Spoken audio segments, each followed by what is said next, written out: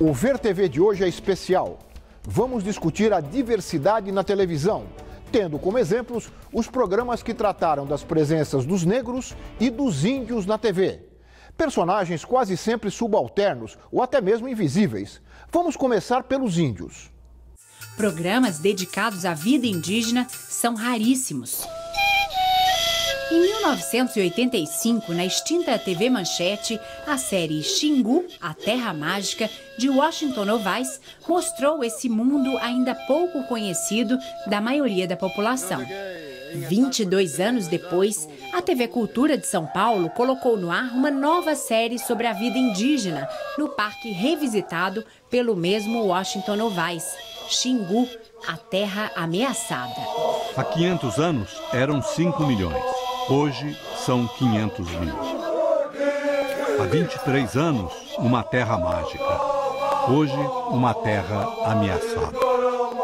A mesma TV Cultura realizou ainda o programa Auê, voltado para a defesa dos povos indígenas, com seus costumes e cultura.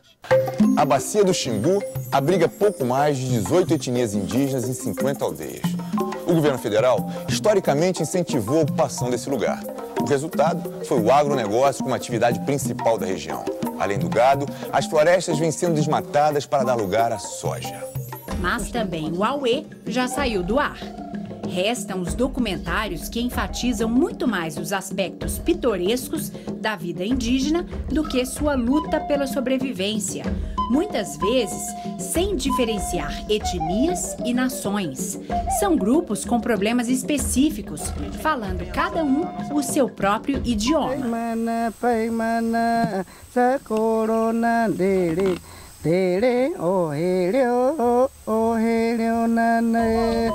TVs públicas, como a TV Brasil, são quase sempre as exceções, abrindo algum espaço para as causas indígenas. Hoje, nossos filhos nascem na luta, vivem na luta, crescem na luta, morrem lutando pelos seus pedacinhos de terra. Mas se na TV convencional o espaço para os índios é pequeno, entre as nações indígenas, a produção audiovisual vem crescendo muito nos últimos anos.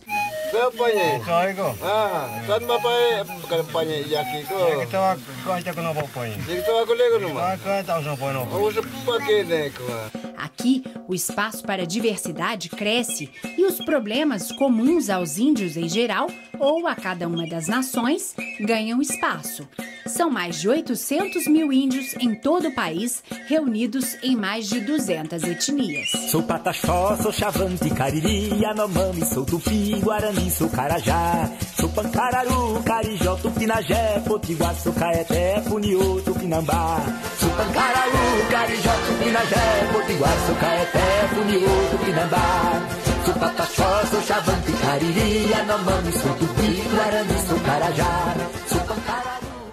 Ô Tatiana, nessa bela música do Antônio Nóbrega, estão descritas aí umas 10 etnias. Mas às vezes a gente vendo a televisão, parece que o índio é uma coisa só, não é?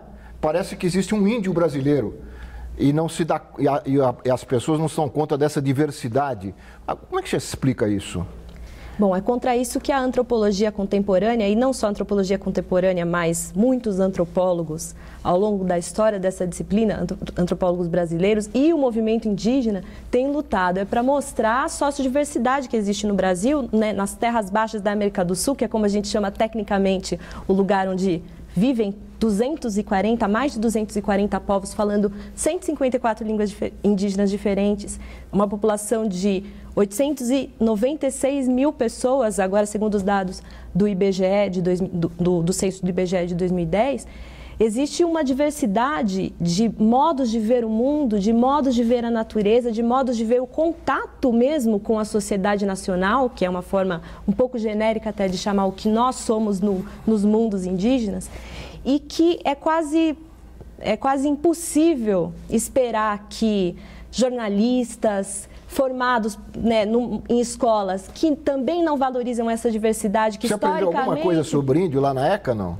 Olha, eu aprendi por meio de pessoas que circulavam na universidade. Na universidade, por sorte, na ECA, ali do lado, na Rádio USP, teve durante muito tempo um programa de índio, que era apresentado pelo Ailton Krenak, um indígena Krenak, e que buscava dar visibilidade a essa diversidade. Mas são muito raros os espaços ainda hoje na formação dos jornalistas, na formação dos comunicadores, para conhecer essa diversidade, quanto mais por mostrá-la. E aí é óbvio que ao fazer isso, ao tentar mostrar, vão ser explorados os estereótipos, as imagens exóticas, ou quando eles se aproximam das questões indígenas, dos problemas, como é o caso da luta pela terra, valorizando temas sensacionalistas, né? A morte, os suicídios, ou né, a violência que ocorre em manifestações, etc. Então, eu acho que é um pouco triste, mas não dá para esperar que seja diferente. Agora, a gente tem lutado, e os indígenas têm lutado para mostrar que eles existem, eles não são invisíveis. E adora, como você, falando do outro lado, né? Como é que vocês sentem, né, essa invisibilidade, essa dificuldade? Quando é que vocês se sentem representados na televisão? A população indígena, ela pouco tem de informação ou programa que especialize o nosso povo, né? São poucos cineastas que tiveram uma oportunidade para poder, então, fazer a sua própria história, registrar os seus hábitos costumeiros e apresentar para a sociedade não indígena e para os nossos outros parentes. Por quê? A gente se sente representado quando tem outro parente indígena falando de nós mesmos, não quando o não indígena fala da gente, porque a gente pode não ter conhecimento científico visando o conhecimento do branco, o não indígena, mas a gente tem sabedoria e conhecimento de vivência do cotidiano, de saber o sofrimento que praticamente é parecido de cada população indígena existente no Brasil. A gente não é um grupo só, um povo só. A gente tem as nossas diferenças, a gente tem os nossos costumes, mas que não são todos iguais, como a população não indígena acha que a gente é, que a gente tem que se apresentar diante das câmeras de TV, sempre com as plumagens, sempre com as pinturas e sempre é aquilo que eles querem ver, fazer a parte do sensacionalismo brasileiro. Nós temos o conhecimento e a sabedoria, é com ela que a gente se apresenta. Aliás, a professora Carmen Junqueira, em contato com o programa, com o Ver TV, aliás, a Carmen Junqueira é uma das maiores especialistas da questão indígena, antropóloga da PUC de São Paulo. Ela, em contato com o programa, disse que o índio é amado quando ele é emplumado, quando ele aparece com plumas, etc., aí ele é amado pelo branco, pela televisão, etc. Agora, quando ele está vestido com roupas normais, comuns ao branco, há desconfiança em relação a ele. Até desconfiança, ele é índio mesmo, enfim. Eu estou só citando a Carmen para reforçar essa ideia do espetáculo, da diferença, que aí o índio aparece. Eu queria colocar a Laine na conversa. Laine, uma das poucas janelas existentes na televisão durante algum tempo, 2 anos e meio, foi o Auê, não é? Eu queria que você se contasse por que ele acabou e quais foram os resultados que ele trouxe para enfrentar esses problemas que elas começaram a contar aqui da invisibilidade indígena. Na verdade, o Auê, ele nasceu de uma inquietação, tanto do Marcos Palmeira, que é uma pessoa já muito ligada a essa questão indígena, até por origem dele, assim, de muitos anos atrás, e também por uma inquietação, na verdade, que eu acho que acabei aprendendo com ele. A gente conviveu durante muito tempo em outros projetos, profissionalmente, e fizemos um documentário na terra indígena de Parabuburi em 2004, moramos lá durante um mês, os índios Chavante da aldeia da Onça Preta, do lado da São Marcos, construíram uma oca pra gente, enfim. E dali surgiu um documentário que a gente levou para o Fórum Social Mundial de Porto Alegre de 2001, E, na verdade, uma coisa vai puxando a outra. O que aconteceu? O Auê, durante 2 anos e meio, a gente colocou 79 programas no ar, com 120 e poucos documentários, ele conseguiu retratar uma realidade que, na verdade, ninguém vê e, para ser bem sincera, acho que ninguém quer ver, né? Essa é a dura realidade. Ninguém quer ver quem? Pouca gente que detém, digamos assim, o poder de decidir se vai botar numa grade de televisão ou não um programa a respeito da realidade indígena se interessa por isso, né? Eu conheci uma vez, há muitos anos, um político que dizia: não, esse índio para, não quero que enche o saco, dá um cartório para ele. A coisa do tipo assim, né? Nós não queremos problema com esse tipo de coisa. O Aue, durante a gestão do Paulo Marcum na TV Cultura, ele teve, assim, plantou e colheu resultados maravilhosos, assim, maravilhosos, gente. Eu tenho até hoje, assim, os rescaldos de cartas, e-mails, assim, pilhas de e-mails que o pessoal preparou lá, porque realmente ele teve uma grande repercussão. Esse documentário faz parte da série Cineastas Indígenas da ONG Vídeo nas Aldeias.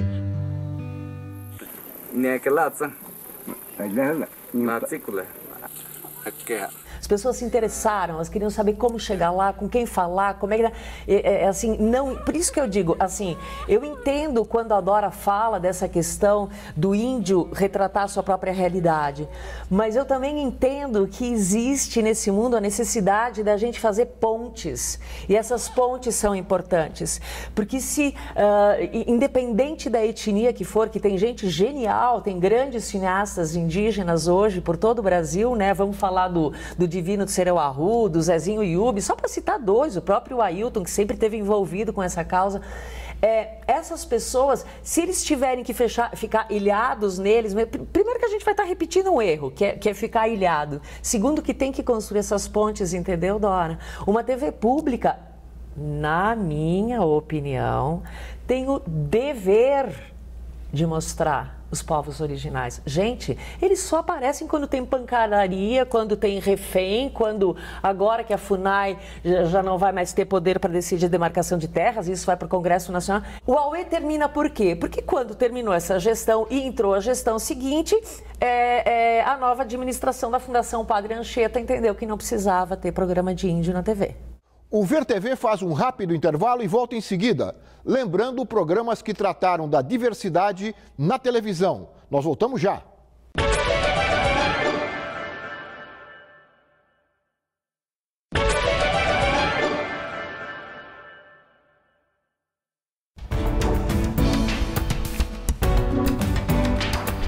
Este é um Ver TV especial, que lembra os debates sobre a questão da diversidade na televisão brasileira.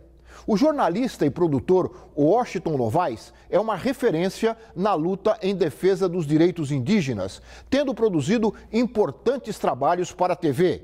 Entre eles, as séries Xingu, a Terra Mágica, para a extinta TV Manchete, e Xingu, a Terra Ameaçada, exibida pela TV Cultura de São Paulo. O Ver TV perguntou ao Washington Novaes por que as culturas indígenas têm tão pouco espaço nas programações das emissoras de TV.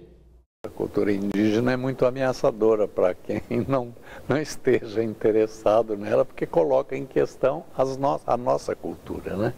As culturas indígenas, lá na sua força, né? Elas apontam em direção às utopias humanas, que é da ausência de delegação de poder, ninguém tem poder, ninguém dá ordem para ninguém, a independência de cada pessoa, né? E eu acho que isso tudo são coisas que colocam em questão a nossa cultura e por isso são muito ameaçadoras. Me lembro uma vez até eu era o entrevistado do programa Roda Viva na TV Cultura e estava falando dessas coisas admiráveis das culturas indígenas, da não delegação de poder, da autossuficiência dos indivíduos e tal. E um dos entrevistadores era o senador Blairo Maggi, não sei se ele ainda é senador, que é o maior plantador de soja do Brasil, né? E quando eu estava falando isso, ele me interrompeu e disse, quer dizer que o senhor está dizendo então que nós todos devíamos viver como índio? Eu disse, não, eu não estou dizendo isso, até porque não teríamos competência para isso. Nós não temos competência para viver como um índio, né? Principalmente o senhor então não teria lugar, né? E é isso, quer dizer, eu repito de novo, é uma coisa ameaçadora você ser colocado diante disso, quer dizer, como é que você vai viver numa sociedade sem poder? Como é que você vai viver sem nunca depender de ninguém? Você tem que saber fazer tudo, não é? Então, nós não estamos preparados para essas utopias e por isso é tão difícil conviver, né? Seja a televisão, seja a sociedade, seja qualquer indivíduo. Mas não são apenas os índios que não têm espaço na TV. Os negros, que são mais da metade da população brasileira, além de pouco representados, continuam aparecendo quase sempre em papéis subalternos. Muitas vezes, eles são lembrados apenas em datas especiais, como mostrou o Ver TV. Todos os anos, nos meses de novembro e em maio, perto do dia 13, data da abolição da escravidão, os negros estão nas telas da TV falando sobre lutas e conquistas. No resto do ano, os negros quase não participam de programas de entrevistas e debates. Quase todos os especialistas convidados para esse tipo de programa são brancos. Nessa casa não tem aquela maldita plaquinha onde se lê entrada de serviço. Eu também amo a Maria Clara. Que importa que ela seja de cor, se a alma dela é branca e pura. Nas novelas, a situação já foi bem pior. Houve um tempo em que os atores brancos pintavam o rosto e as mãos para interpretarem personagens negros. Hoje, o número de atores e atrizes negros e negras nas novelas aumentou, mas ainda é pouco se pensarmos que mais da metade da população brasileira é formada por negros e pardos, segundo dados do IBGE. Algumas novelas ainda insistem em mostrar os negros em posições subalternas, reforçando estigmas e preconceitos.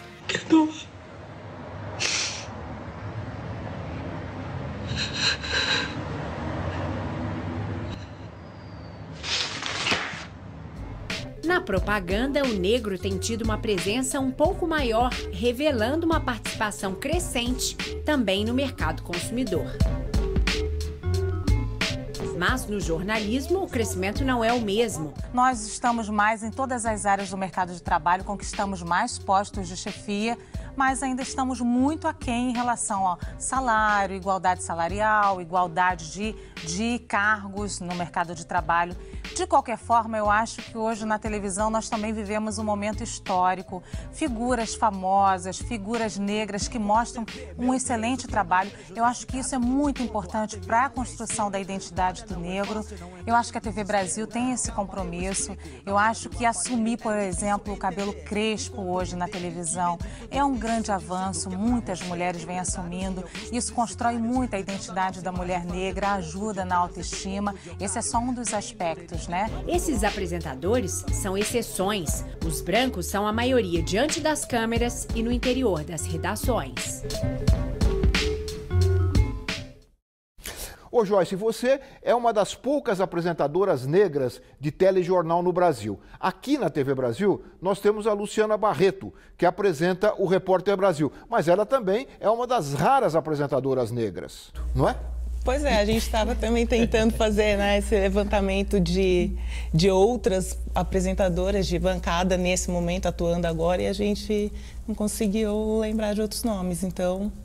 Dá para explicar isso? Olha, o que eu sinto, o VT mostrou agora que da falta de profissionais negros fazendo parte da redação como um todo, né? Não só como apresentador ou só como repórter em frente às câmeras.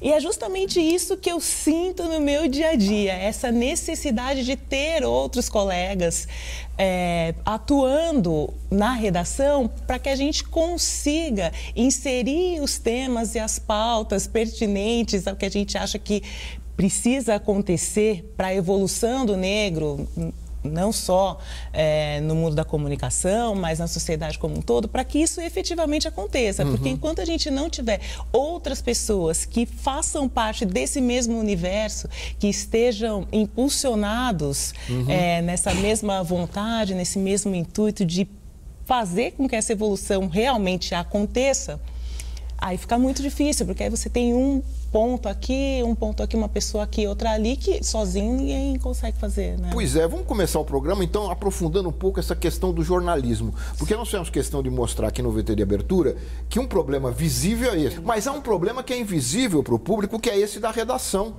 Das redações brancas. Eu queria perguntar para a Regiane. Regiane, como é que você vê essa questão? A Joyce já começou a falar das questões negras serem trabalhadas no jornalismo por pessoas não negras. É um problema, eu vejo, porque não deveria ser, mas é um problema porque há um despreparo, como a Joyce falou. Não se tem interesse em levar esses temas a não ser em datas específicas, como a matéria também mostrou. E aí as pessoas, essa redação branca, como a gente citou, não está preparada. Então, muitas vezes, quando nós, negros, assim, que também temos algum contato, somos jornalistas, né, no caso, somos pautados para alguma matéria nesse sentido, a gente acaba auxiliando, acaba realmente pautando, editorando a matéria, porque aquela pessoa da redação, muitas vezes, é bem despreparada. Mas vocês são, quer dizer, vocês acabam como jornalistas sendo fonte. Sendo fonte, exatamente. Fonte dos outros colegas. Fonte dos outros colegas. Mas vocês são poucos, pelo que a gente pode ver, não são? Poucos nas redações. Poucos mesmo nas redações, não só na bancada, que a gente já citou, a Joyce que é a exceção, mas mesmo das redações somos poucos. Mas o que eu acredito que não se reflita nas universidades. Né? Isso é o que eu queria colocar o Denis na conversa, porque isso começa na universidade também, a proporção é grande, de negros e brancos, a diferença entre negros e brancos. A diferença é grande, né? Isso é o problema do ensino superior brasileiro, né? Por exemplo, tem um aluno meu que ele fez uma pesquisa sobre isso, a questão do negro na mídia, acho que foi 2 anos atrás, um trabalho de conclusão de curso. E ele levantou as redações de jornais impressos, né? Apenas, né? Acho que está em torno de 12% em São Paulo, de negros nas redações. Apenas. É muito baixo, né? E em cargos de comando, então, nem se fala, né? Que o editor monta a pauta, então isso aí já é quase zero já, né? Bem complicado isso daí. Então é claro, né? Você tem, quando a pauta aparece, essa pauta sobre a questão das relações étnicas, ela é realizada a partir do olhar do outro, olhar do branco, né? Sempre o negro objeto e não sujeito dessa pauta, né? E tem uma coisa muito interessante, assim, né? Algumas temáticas que são muito próximas à comunidade negra. Eu tenho uma orientanda não, já terminou o curso, ela é mestre lá na USP Leste, né? Ela é jornalista, trabalha na Globo. E essa pessoa, por exemplo, a tese dela de mestrado foi sobre samba, sobre o Carnaval de São Paulo, né? E ela não, embora ela ajude a cobertura do Carnaval, ela não culpa o lugar principal, né, da produção dessa reportagem sobre o Carnaval, da cobertura de Carnaval na Globo, né? Então, mesmo sendo uma especialista. Especialista. Olha, quem chamou atenção para esse problema dos negros aparecerem na televisão, em debates, apenas nesses momentos, ou praticamente só nesses momentos, no 13 de maio, perto do 13 de maio ou do 20 de novembro, foi o professor Fernando Conceição, da Universidade Federal da Bahia, que trabalha sobre esse tema, né, há muito tempo e com bastante profundidade. Suponho que existam especialistas negros que possam vir a ser chamados. Por que será também? Eu queria ver vocês todos sobre isso. Nós mostramos aqui um programa de entrevistas, né? E estão lá, sempre as 3 pessoas são brancas. São brancas. E há especialistas, sim. Eu sou especialista, por que não? O Denis aqui foi meu orientador num curso de pós-graduação. E há, sim, especialistas, apesar do número ainda ser inferior, mas não se há espaço. Eu acho que mais que a falta de profissionais preparados, maior ainda é a falta de oportunidade. Eu acho que quando a gente volta naquele ponto da redação não representar a população no geral, então são poucos negros dentro da redação desenvolvendo outras funções. A partir do momento que a gente tiver mais negros em outras funções, como produtores, pauteiros, repórteres, editores, esses nomes de outros profissionais negros vão começar a surgir, porque eles acabam ficando como se não existisse na realidade, né? Porque não tem aquela lembrança, já vou chamar esse profissional que eu conheço, eu vou chamar... Não, é sempre aquele Você sabe como são chamadas essas pessoas para esses programas, né? Ou é pelo conhecimento pessoal da roda de amigos, do grupo socioeconômico ou do grupo político, né, muitas vezes, a que as pessoas estão ligadas. Né? Se você não tem negros na redação, é difícil, né, que essas pessoas venham, que sejam pelo menos conhecidas e lembradas. Eu queria comentar um pouquinho sobre isso, Laurindo, que é o seguinte. O Fernando Conceição, na tese dele, doutorado sobre isso, que ele defendeu na USP, ele tem uma coisa muito interessante. Fala assim que o negro aparece nos 3 L's, que é o lúdico, o lúgubre e a luxúria. Lúgubre? Lúdico e luxúria. né, os 3 L's no qual o negro aparece, né, na mídia, de modo geral, essa imagem. Então, nunca se imagina o negro no espaço da razão, do pensamento, da articulação. E, embora a universidade seja absolutamente elitista, né, eu trabalho numa universidade, por exemplo, na minha turma atual de jornalismo, que entrou esse ano, na ECA, né, na USP, não tem nenhum negro. Né, os poucos que tem são alunos que vêm da África por convênio. Né, países africanos. Nem por cota. Não tem cota, não tem cota. Então. Desculpa, eu acho que a cota é necessária, é muito importante a cota. Né? A cota é uma política muito importante para começar a abrir esse espaço na universidade para formar profissionais de todas as áreas, né? Professores negros de todas as áreas. Isso é fundamental. Agora, assim, nesses 3 L's, então você tem, mesmo a universidade sendo muito elitizada, você tem, por exemplo, o professor Kabengele Munanga, professor que é fantástico, que estuda e tal. É uma referência, né? Você tinha o professor Milton Santos, quando faleceu já. Sim. Enfim, a professora Gislene dos Santos, ali da USP Leste, né? Na minha universidade. Entretanto, como vai discutir cota, questão racial, chama quem? Chama Ali Câmara, que nunca discutiu isso. Nunca discutiu, lançou um livro lá, na impressão dele. Demetrio Magnoli, que nunca discutiu, resolveu discutir isso agora. Né? Por quê? Né? As pessoas que nunca discutiram isso, não têm bagagem para isso, são chamadas como especialistas para debater esse assunto. Nós vamos continuar lembrando a diversidade na televisão logo depois do intervalo. Este Ver TV especial volta já.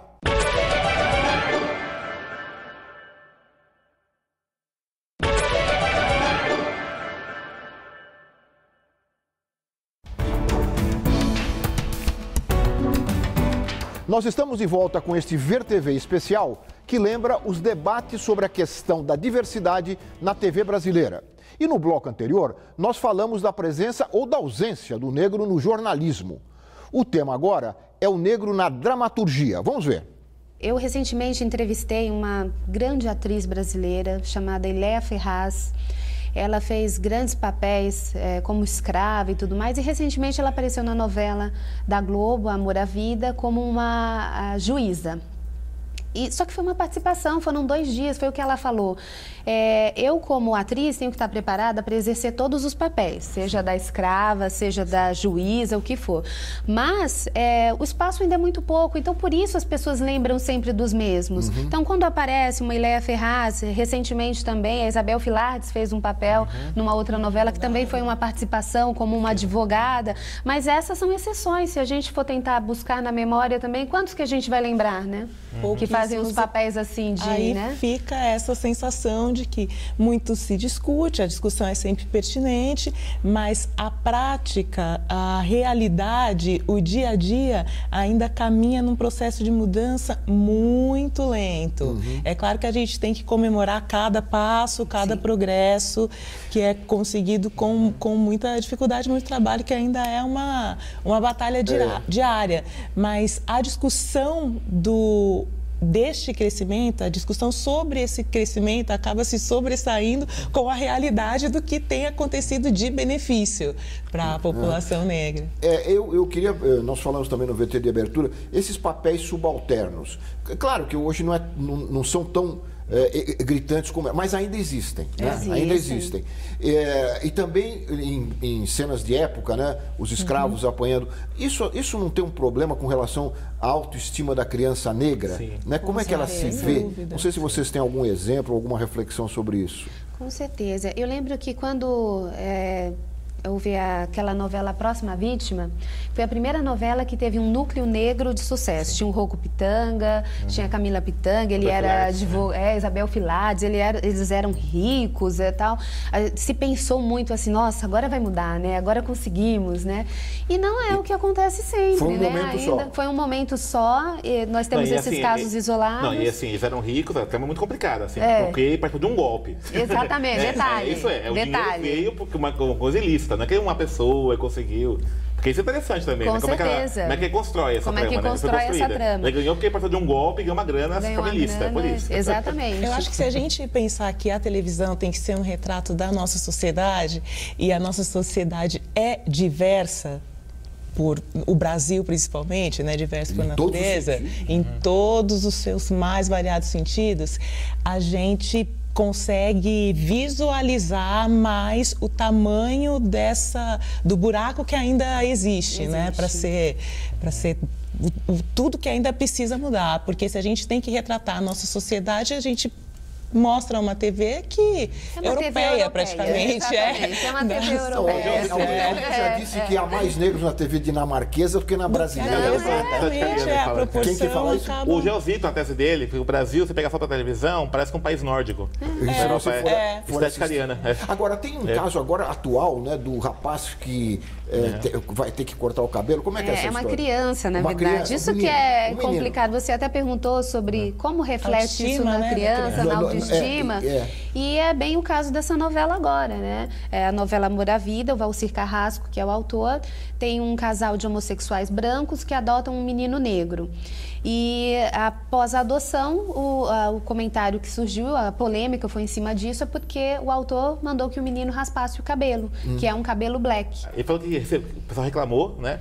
E alegou que uma pessoa de família de classe média alta nunca aceitaria uma criança com um cabelo daquele jeito, né? Sendo que o próprio o ator, né? O Marcelo Antoni, ele adotou duas crianças negras, né? E a criança negra usa cabelo black e tudo isso, né? Eu acho que assim, tem uma coisa muito doida, assim, né? São posições pré-concebidas, né, desse pessoal que decide, que acha assim, não, o negro não vende, não dá audiência, né? Isso é fora da realidade. Por exemplo, existe algum estudo que o jornal do SBT reduziu a audiência depois que a Joyce entrou? Não, não tem. Com certeza aumentou. Aumentou. Com certeza aumentou. Posso o Heraldo Pereira reduziu? Não, né? O Heraldo já não digo, mas com a Joyce com certeza. Não tem, é uma coisa absurda, quer dizer, quem falou que negro não vende? Né? De onde tirou essa ideia? Por isso ela fala isso, não pode, não. Quem falou isso? Então me prova, né? Não tem nada, então os dados. Tem um Instituto Data Popular que faz várias pesquisas nesse sentido e ele mostra que não tem essa história de o negro não vende porque o negro aparece numa propaganda ou numa novela, o que for, aquela novela cai. Além do jornalismo e da dramaturgia, o VerTV também analisou a relação do negro com os programas humorísticos. Vamos ver. Nós atualmente temos um personagem no programa Zorra Total, da TV Globo, que é como a senhora de um dos VTs que nós assistimos falou, que mostra a imagem do negro como mau caráter, né? Tudo isso. Porque é um personagem que é pedinte, só que ela pede, apesar dela ter tablet, apesar dela ter um super sobrado, é um personagem branco pintado de negro, não tem os dentes. Quer dizer, faz hoje o que a novela fazia na década de 60. É casada com um alcoólatra, então assim... aquilo não nos representa. Esse problema da autoestima é complicado. Eu acho que esse é um dos mais sérios, né, Joyce? Com certeza. Porque assistindo um programa como esse, um personagem como esse, a gente falou há pouco da autoestima das crianças, que se sentem meio... Quando estão tendo uma aula com um profissional não tão preparado para abordar o tema da cultura africana, já se sente um pouco retraído porque acaba recebendo várias ideias equivocadas. Imagine vendo um personagem desse, né? Exatamente. Aí a autoestima é completamente comprometida. E o Denis lembrava no intervalo uma situação no CQC, que não é bem humorismo, é aquela mistura enfim. Jornalismo, né? A entrevista com a Preta Gil, né? Com a Preta Gil, com o Bolsonaro, né? Teve aquele debate. E assim, que me chama a atenção, o Bolsonaro, a gente sabe, é uma figura que não esperaria outra coisa dele, né? Mas o que me chama a atenção é essa irresponsabilidade, né? Eu vi o Tazo, né? O Rafinha. Não, isso mesmo, ele tá brincando, fala o que quer. Tem coisas que não se brincam, né, eu acho. É isso que eu tava pensando. Se você for a um produtor de um programa como esse, Zorra Total, a resposta será uma resposta sempre. Nós sabemos o que fazemos, isso dá audiência. A brincadeira, o humor. Há brincadeiras que doem, né? Que ferem. Eles falam que a gente é paranoico, né? Uma coisa muito louca. Toda vez que vai denunciar o racismo, eles são paranoicos, vê racismo em tudo. Sabe, assim, não é paranoia. Muitas vezes já me questionaram sobre a necessidade desse debate sobre a questão do negro. Por que tanta necessidade de se debater a questão do negro se a gente vive num país onde o racismo não existe? E eu tenho certeza que vocês... O questionamento era esse, para que exemplos debater? Claros de que ele existe, né, na vida de vocês. Então, não é? Aí a discussão fica completamente sem um ponto, né, de equilíbrio para se começar, porque se você não vê o porquê daquilo... Eu queria aproveitar na questão do conteúdo desse problema das religiões afro-brasileiras. Não é? É um problema também que envolve, né, o movimento negro. Denis, há pesquisa sobre isso? Sobre a quer dizer, sobre um pouco a demonização, né, dessas confissões religiosas. Isso tem sido o maior problema. Assim, na verdade, a questão até porque eu faço parte de uma religião afro-brasileira, né? Então, assim, essa questão das religiões, onde está sendo o racismo mais violento, né? Então, é muito comum hoje as casas de candomblé, de umbanda, terem sido invadidas, né, por fundamentalistas de outras religiões, né, demonizando, destruindo espaços sagrados. É uma coisa assim bastante complicada e não há visibilidade desses atos. Né? Outra coisa acontecendo muito, inclusive tem dificuldade, por exemplo, a discussão da 10.639, né, a Lei de História da África nas escolas, é a presença muito forte de um discurso religioso na educação. Né? Que isso é um desrespeito à norma do Estado laico, né? O Estado é laico, né? Então você não pode ter um discurso religioso no espaço escolar. O espaço escolar é espaço de todas as religiões e todos têm direito de professar sua religião. Então é muito sério isso e é uma pena, né, que é importante que as mídias, né, como, né, o Negros em Foco, outros programas escutam isso, e é uma coisa muito grave que a grande mídia não discuta isso porque está pondo em risco o Estado laico. É uma coisa seríssima. É uma pauta para ser discutida por todo mundo. Né? Eu achei complicado esse retrocesso que a gente sente, né, presente na sociedade. Agressão a religiões antigas. Parece que a gente está falando de uma época remota, né? Mas acontece agora. O mercado que negligencia um certo público em detrimento ao ganho financeiro, né? Quer dizer, eu prefiro não ganhar do que expor meu produto para a diversidade da população brasileira. Então é um retrocesso na mentalidade que não é pertinente, né, com a modernidade do mundo atual. A gente não tem espaço para isso mais. Agora, Denis, você estava falando nas escolas, quer dizer, não é só se divulgar uma outra confissão religiosa, é atacar as rivais. As rivais, há casos, por exemplo, assim, você tem casos assim de alguns professoras que têm projetos interessantes, né? De recontar a história da África, recontar a história dos afro-brasileiros e tal. E é evidente que a contribuição religiosa dos afro-brasileiros, ela entra, mas não como profissão religiosa, apenas como contar a história.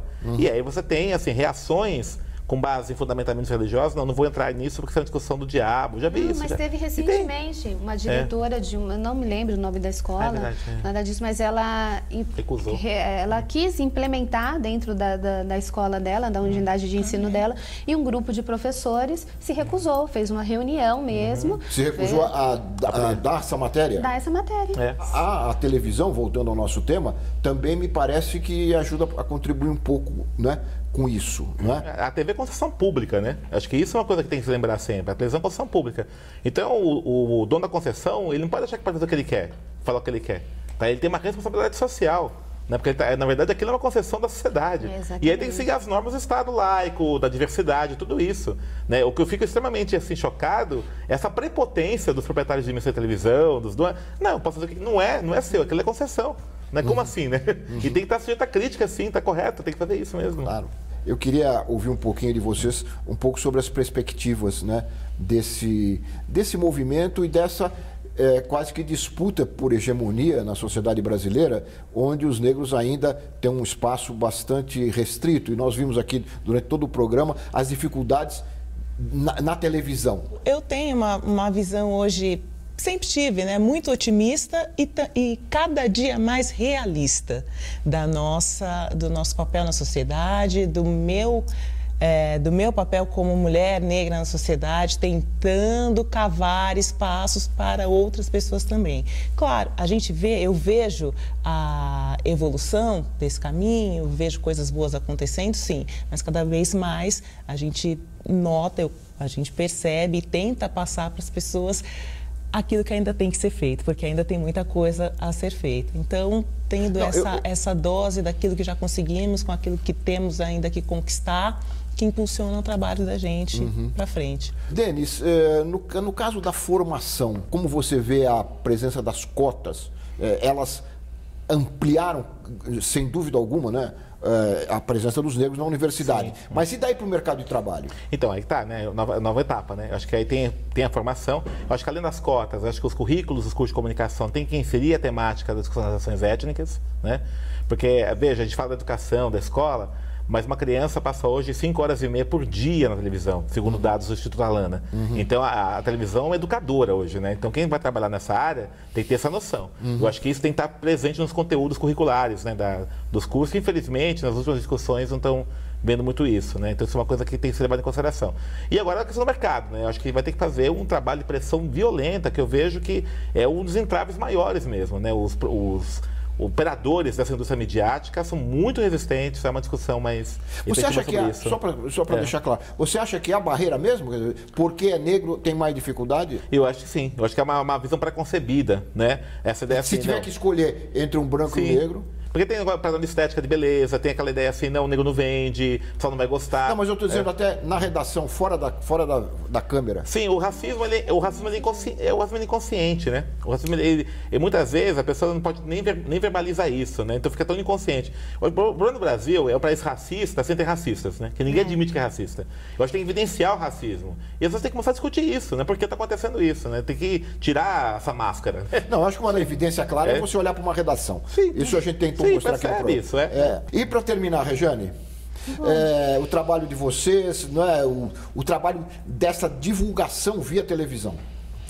É um processo em construção, eu acredito. Eu, assim, acho que programas segmentados nesse momento, eles são parte de uma solução, mas sim, como o Denis falou, tem que se criar uma discussão em cima disso, tem que se quebrar essas resistências, essas barreiras e entender, sim, que nós temos profissionais qualificados, que nós podemos também estar na bancada, que nós podemos estar nas redações e que o público, que é mais importante, o público vai aceitar isso bem, sim, e vai entender como outro qualquer, vai aceitar essa diversidade. Muito bem. Nós estamos chegando ao final do programa, mas eu queria fazer uma solicitação para vocês, e até quase como um compromisso. O Ver TV procura sempre trazer entrevistados aqui para o programa sem nenhuma preocupação, obviamente, de gênero, de raça, etc. E eu gostaria de ter vocês como colaboradores do nosso programa, né? Sendo solicitados a nos sugerirem participantes negros. Quantos mais, melhor, para ajudar nesse debate sobre que é o tema desse programa de hoje, da presença do negro na televisão brasileira. Muito obrigado, Joyce, muito obrigado, Denis, muito obrigado, Rejane, pela participação e pelos comentários, pelas informações que vocês trouxeram ao nosso telespectador. E eu quero agradecer a você também que nos assistiu de casa, dizendo que todos podem continuar nos acompanhando pelo Twitter, pelo Facebook e também mandando comentários através do nosso endereço eletrônico vertv@ebc.com.br. Até a semana que vem com mais um Ver TV, um programa para quem gosta de televisão. Até lá!